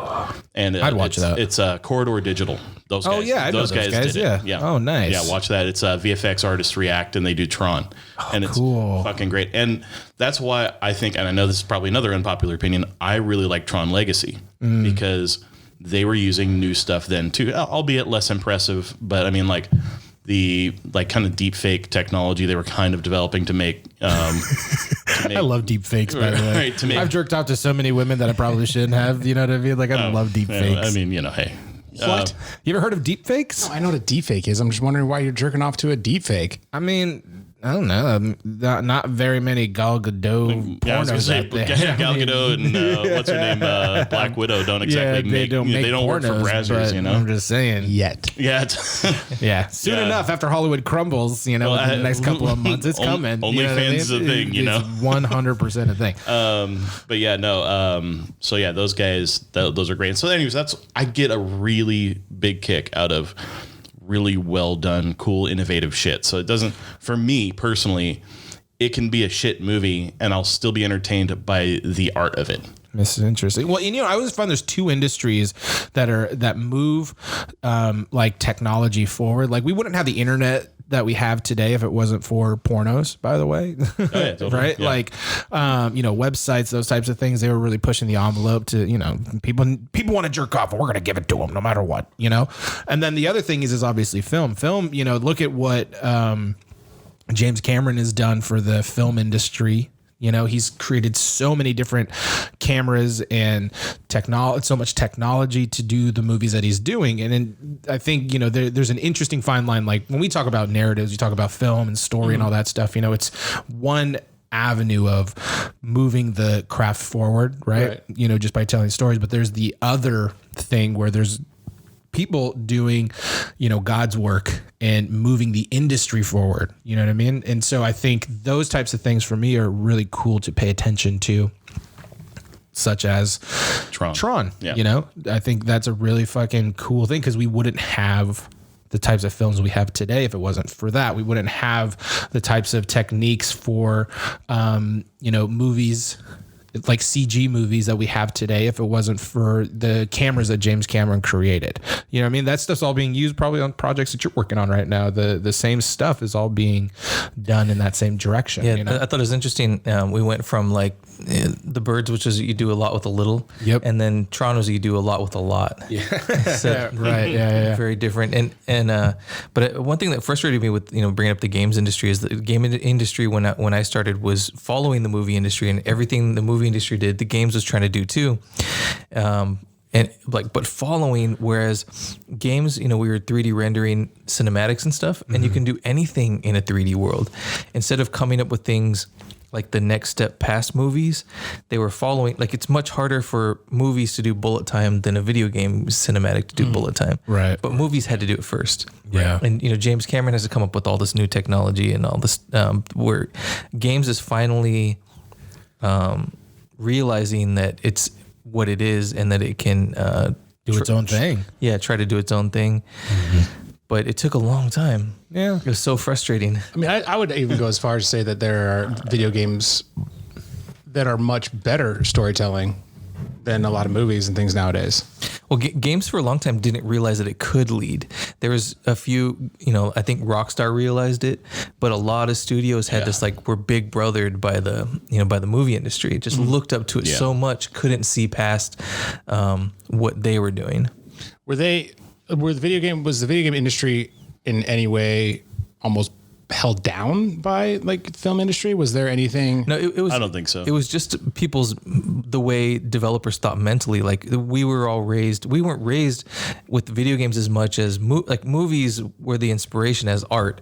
Early video games were fun, but they were considered like it was 8-bit platformers. 8-bit stuff. Yeah. So they just aspired and they felt like, intimidated by the movie industry so much that they didn't realize they could try to lead along with the movie industry. Yeah. Which is, I mean, it's interesting, you think about certain games that even back in like the 8-bit phase had really good, compelling storylines like Legend of Zelda, the first one, the original Metal Gear. The best. It's so good. My fave. I literally had one in my brain and I just forgot it. Oh, Final Fantasy, which that whole thing is fascinating to me. Yeah, you named studios though that realized what they could do and what the potential was, and that a lot of game studios didn't. Were they just more afraid to do it, like risk versus reward kind of aspect, or? Well, if they didn't see it, there's just a lot of studios. At least that my experience was, there's a lot of studios. If they didn't see it first, they couldn't understand it, and they didn't put so much time into previs. So when movies got entranced with bullet time, then so did video games. When trends would go to movies first and then games, I think for a long time. I think now that I'm sure there's some. I think they were focused a lot on what they can do versus what they could do. Yeah. Well, I mean, think about it too, right? Like the first video games were very like non-effective, right? They were rudimentary. Just, we didn't have much to work with in the first place. Yeah. Fucking Frogger still frustrates my ass off. Right. Well, I mean, but people and Galaga were trying to figure out like the limitations of the technology. Exactly. And they didn't have time to think about storytelling as much, let alone presentation. Yeah, and then you slowly got into more of the narrative. Like Mario came out, and it was still a side scroller, right? But now you have. But your a little bit of princess a is in narrative. another fucking castle, right? Exactly. Now you kind of have a narrative. Like Pac-Man, there's nothing for Pac-Man. That's basic's it.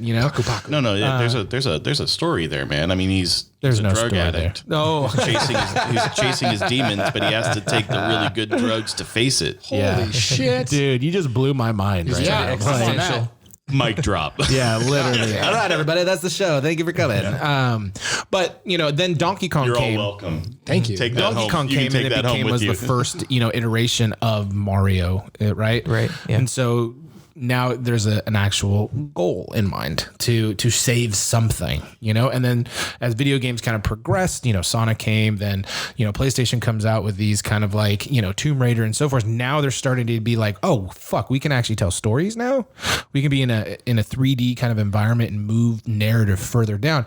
And now video games have gotten closer and closer to basically be able to play movies. It's like, to me, like, well, what's the next leap? Well, and the peak, I think, for video game stories was Leisure Suit Larry. Never played Leisure That's Suit. the peak. That's the apex. That's the Pinnacle, apex. yeah. It's all downhill from there. The zenith of an industry. What's Laser Suit Larry? Leisure Suit Larry. It was an adventure game, but I think one of them, like the ending of one of them, was you had to blow up the doll you're trying to have sex with, and then it flies out the window, and then it lands in a pool or a jacuzzi, and you go down there to get it, and that's where you meet the girl that you marry. Oh my god! It's basically That's like amazing. Playboy PG. You're spending the whole game trying to get laid. That's fucking funny. Yeah. So Do you guys ever remember? Believe you've never heard of that game. That's Never heard of it. You know what not I a big played game. back in the day was you guys ever go to romp.com back in the day? You guys ever heard of that? It was romp.com. It was like one of those very first like Flash websites that got built.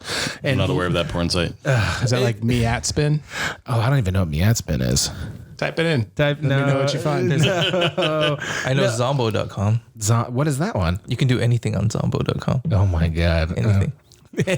You say that. No one can actually see it who's listening right now, but the smile on his face is horrifying. You can apparently do anything. Anything on top. No, it's just a website that has polka dots and it has a guy telling you can do anything on the site, but you can't do anything on the site. Oh my, you could do anything on this site. Oh my God. Well, romp.com was basically it was a choose your own adventure game where you basically played this kind of stoner dude, had a shitty kind of retail job. If you played it wrong, you'd get fired and then you have to go work at McDonald's or dumb shit. But the goal of the game was to make enough money so that you can go out on a Friday night and get laid. Nice. So while you're working, you're like, what do I do? Do I stock the clothes or do I go hit on that chick? Life questions. Yeah, you know, and ultimately, like I said, the goal is you just kind of make all these choices in order to go home and bang. So how many from the video game Very, perspective? very nice how many simulator for life. successful video game to film transitions do you think there's been? That's a tough one.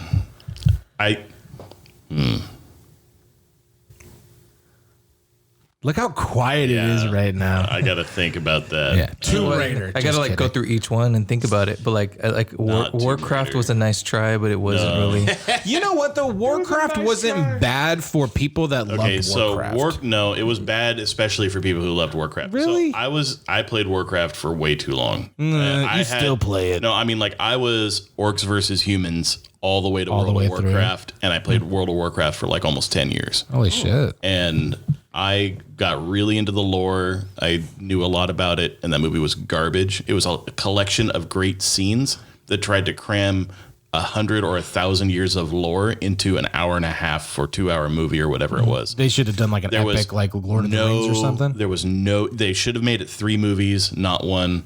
There was no real continuity between scenes. They didn't convey the story or the timeline well enough in order for it to even be entertaining if you didn't know what you were watching. Gotcha. So for people who knew, I would say it was especially bad. But then there's those people who are like, well, I get the novelty of ever seeing a World of Warcraft movie. Here it is. Great. You know. I'm down to watch it again. I've had friends who worked on it, so sorry guys, I can't get through it. I've tried Yeah. a few times. I couldn't get through the giant hulks and then the small dudes. The orcs? I don't know, whatever they are. Orcs. Giant hulks.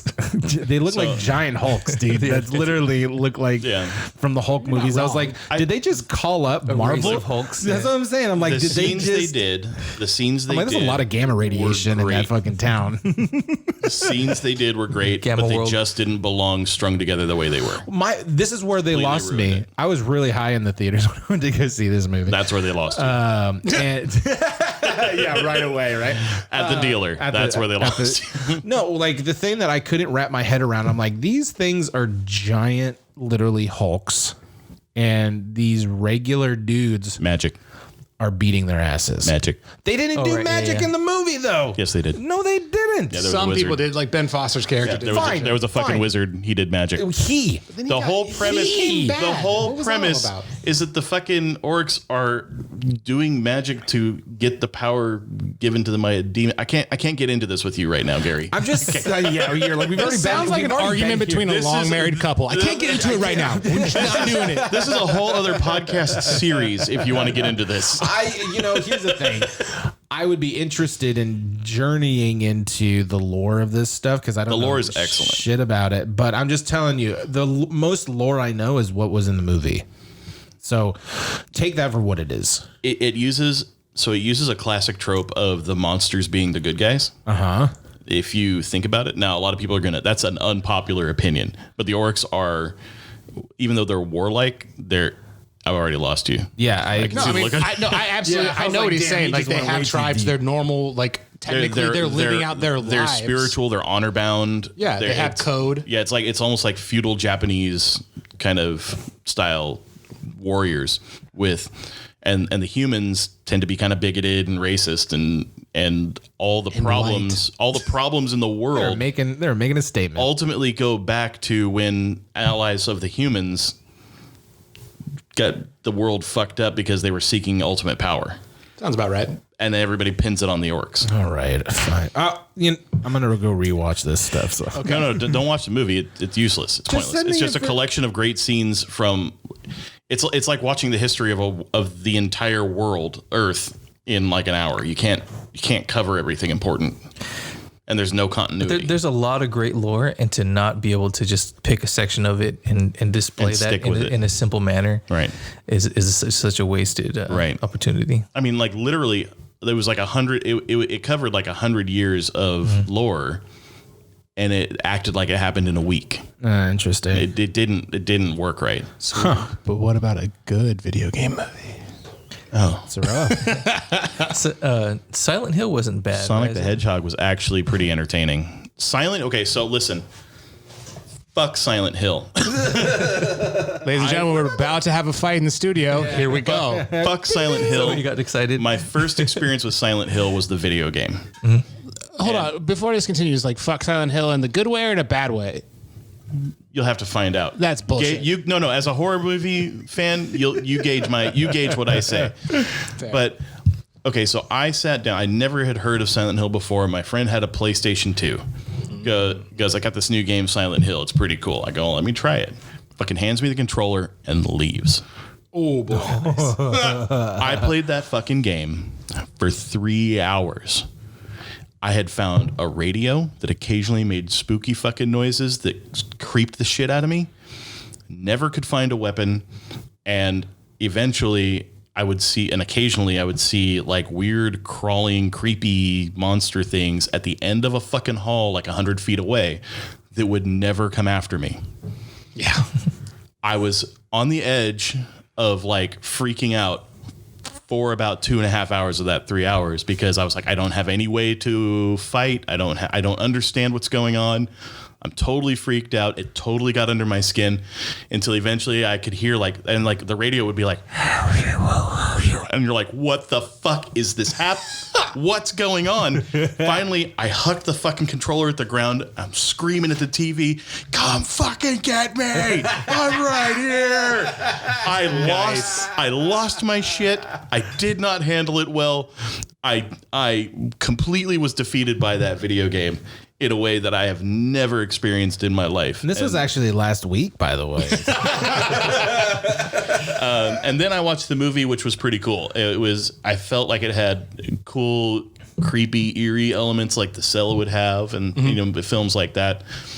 Pyramid Head is a magnificent bad guy. Oh, I love him. The bloody nurses are bloody nurses for being bloody nurses, but everything else is like pretty fucking great. Like the whole concept of Silent Hill is, I think, great. It's suspenseful without just being a bunch of boo scares. Yeah, and I love that. The games are fantastic. I love the film, but I'm also disappointed. Like going back to like similar aspect with World of Warcraft in terms of mythology.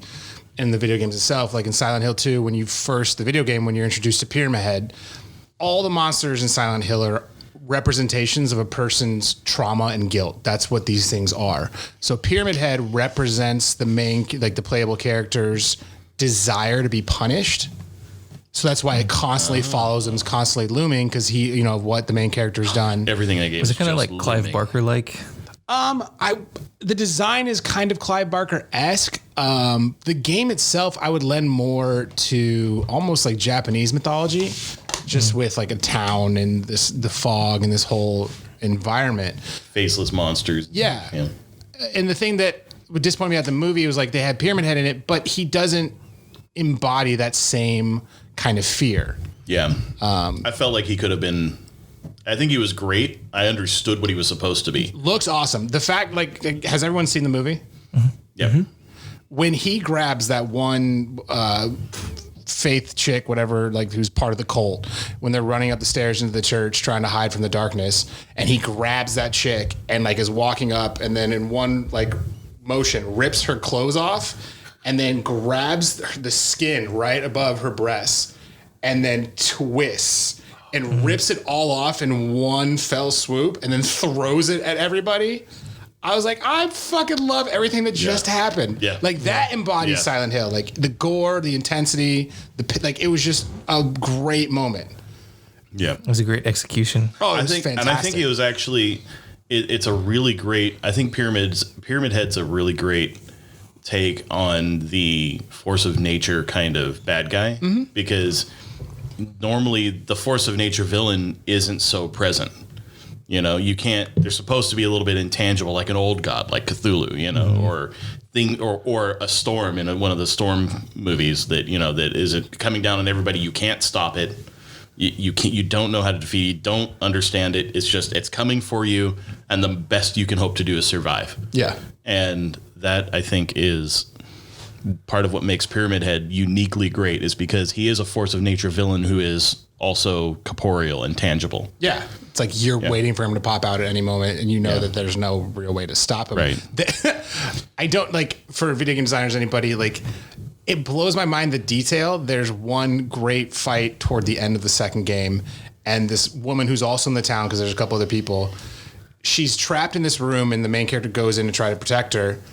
And basically, when the door closes behind you, number one, the room is set up like the walls are kind of like flesh colored and like ripped, like almost, they look like skin basically, but there's holes in them. But there's like a piston almost that keeps sliding in and out of these holes. And you're like, that's nice. Gross. And you're like, yeah, okay. And then once the door closes behind her, the main character, the door then comes to life and it becomes flesh colored as well. One part is like a grown ass man like coming out of the door, and on the backside of the door is like a little girl crying. What you find out after the fight was that this girl that he goes to protect was molested by her father. Ugh. So that room literally embodied, like, with the piston sliding in and out, like the sexualization of this woman. It was like, like, I didn't learn this until I was older. Like, as I'm a kid, I'm playing this is fucking cool. This door's live. And I'm like, years later, I'm like, why am I in therapy? It's like, why am I in therapy again? Oh, yeah. But it's like, as a video game, like, designers, like, that shit is really impressive. Just like the detail and the kind of thought that goes into it. Just like, and if they don't beat you over the head with it, like, just it's like nice. this It's nuanced more than anything. just set it out there and let you explore it or not. What exactly that is. Yeah. No, it's That's fantastic. patience and confidence, I guess. Yeah. That's actually, I think, another thing that makes Silent Hill so great is they don't do info dumps or exposition. No. It's you are discovering this with the hero. You are in it, and that is brilliant storytelling. Mm-hmm. And it goes back to, like, sorry, Gary keeps trying to say no, you're good. You guys are good. No, because it goes back to when you're talking about your first time playing through. It was unique in the sense that, like, Resident Evil had already come out. You had, like, Dino Crisis, these games where it was like highly trained people. Yeah. Whereas in Silent Hill, you're like, the first one, you're literally a father looking for your daughter. You don't have training. You don't have anything. Like, so that feeling like, I don't have a weapon, I don't know what the fuck I'm doing, is very much what they're going for. Yeah, they got that across. Yeah, you are a normal person. You don't have these skills. Like, if you try to run, you get tired after like 5 seconds. Yeah, right? If that. Yeah, you're just like, stop running. Like, oh my, like they did such a great job with that. It's like playing a video game as myself. Yeah. Like, I get winded like I wouldn't be 3 able steps to run into for running. 5 seconds if it was me. Right? I'd be like, you're good. I mean, You up guys until are that good. point, I'll be here. I'd always played games where, like, you get a sword or a gun or a battleship or something. It's like, I have obvious offenses and defenses. Now I'm playing a guy in a fucking Oxford shirt, slacks with a radio. That's all they gave you was a radio. That's the best part. Is like, oh, And a really creepy radio. The at radio, all the like that's static it. and just fucking noises. it. It's static and that shit going on behind the static. And you're like, is it saying something? Am I supposed to listen? And I like would stop every time and go, there's got to be a secret here. There's got to be. So, and then finally, I was done. I was just fucking done. Well, gentlemen, we hit about an hour and a half. Speaking of being done. Yeah. Speaking of being done. Bum, ba-dum, ba-dum, bum. Bum. This was really fun. I really enjoyed doing this with you guys. Thank you guys for coming by. I'll do it again next week. Hopefully, if you guys are interested, if you guys are interested, we can start doing this. I'll start a little text message chain and we can kind of come up with some concepts. I think, this 100%. This was really just to see how we vibe and how well we can kind of relate, and I think feels good to me, you know. So thank you. This is well needed. You're welcome. He beat me to it. You can say it too. That's okay. It's all good. It's all good. So same time next week. I'm down. Yeah. That works. All right. Yeah. Well, fucking A, guys. Thank you, boys, for coming. Love you all, and we'll see you guys next time. Happy Halloween. Goodbye. Have a nice day. Try not to die. Be good. Farewell and have a wonderful trip. Try not to let your pretty little heart skip. Be strong. Keep your head up high. Try not to fall into an overflow. I mean, I've never done anything like this before, so this was highly Me in the zoo with my then I just may have written a song about